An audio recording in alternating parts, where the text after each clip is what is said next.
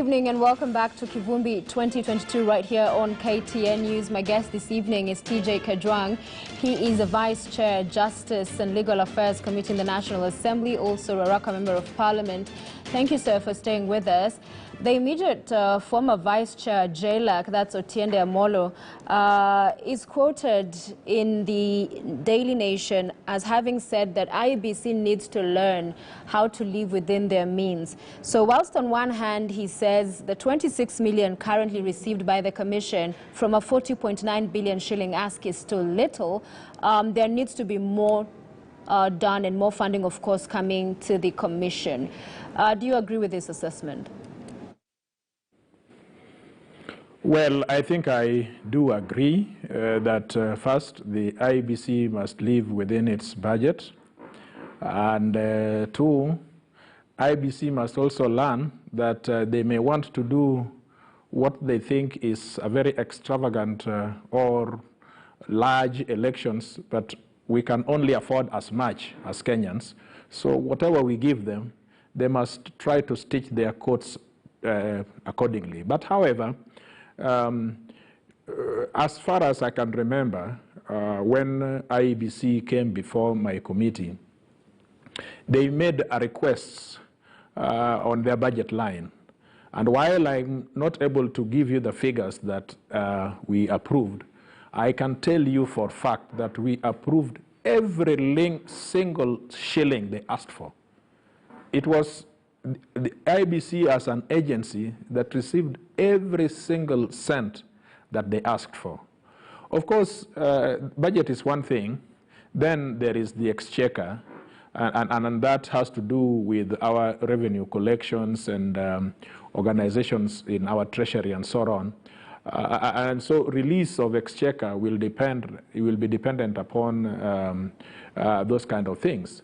But yes, the amount that they asked for, I believe that those who are charged with the responsibility of revenue management will find it prudent to give it to them as and when they ask for it, so that we have a smooth elections. Yeah, but and so I must still say. Yeah. Go ahead. I must still say that even when that is done, IEBC must change its management structure. This kind of thing, I mean, Sophie, if you go to the market, you may have a wish list that you drew from your home.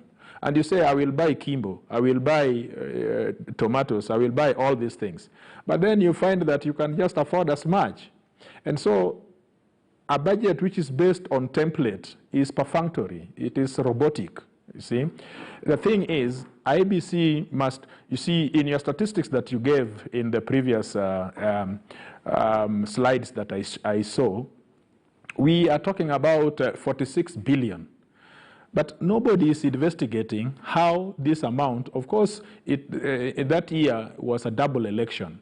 But nobody is isolating, so what happened in the first election, and what happened into the second election, and how many people actually participated in the second election. Well, so, actually, the Auditor General, the Auditor General, sir, in the report, if you watch that story by Murimi Mwangi, did point out to the queries they had, right, around data that was purchased, the bundles there, batteries and other materials. So there is somebody interrogating the expenditure even after these budgets, huge budgets from the Commission. But this is the thing. When there's delayed disbursement, back to that point, the IEBC chairman contends what then happens, because they're the must-haves for an election. And if those are not taken care of early on, it means a hurried process sometime next year. What then that drives the cost highs because of inflation. You have people coming out, and of course, because they know you have tight timelines and this is urgent, then you're put between a rock and a hard place. You must still budge. And the argument has been, why not facilitate IEBC early on so that we don't keep getting into trouble? Because they're raising three red flags. One is on Parliament in terms of the laws even required for this election. Then there's Treasury, the slashing of the funding. And then there's a communication authority, 3G, that's required around the country because of transmission of results rather.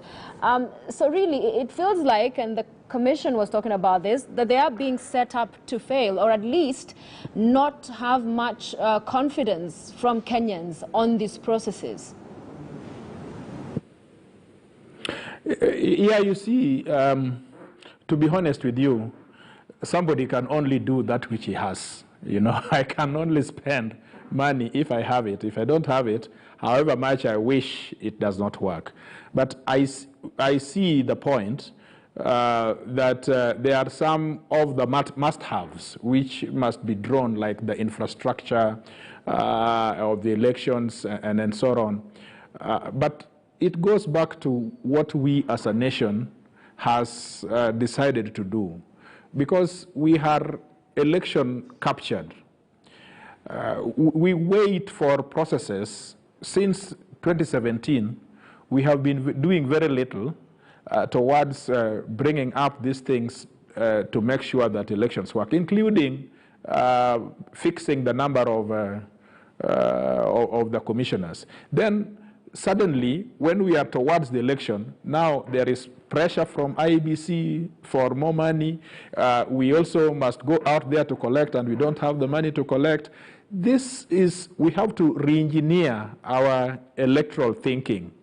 That is one thing. But I think the second thing, which must be brought out very clearly, is that in the previous elections, what we have seen is that, yes, Treasury has been very slow to disburse money. But this time, I think, for 26 billion to have been given out, that is almost half the amount that they need. And so what they need to do is just to use this money prudently. But how are they going to use it prudently when tenders are going to go to those big companies in France like Sofco, Mofco, you know, things which a student can do in JKUAT? I mean, in medical science, we have seen university students coming up with innovations to deal with ICU beds and to deal with ICU equipments and so on. Why is it that IEBC is not partnering with institutions so that a small chip can easily be done? Well, I don't know whether it is easily, but it can be done, I suppose, by our local engineers, our software engineers, including the universities, for example. That is going to reduce some of the costs we have, because if we have electronic interventions, then we are going to reduce the costs. Sophia. Yeah, and we already have those interventions. And you remember in 2017, it was about to open the servers, and that did not happen. But perhaps as we bring this to a close, the big elephant in the room also is that these tenders tend to be gravy trains. You remember 2013 and the Chicken Gate, and that in the other democracy, UK, you have those that were found to be involved. They were convicted, they served their terms, and life is continuing. And here, we're still held up, you know, in terms of court processes on the same, so that when there is no accountability, then there is no deterrence. People know they can do their monkey business whichever way, and life will move on, sir.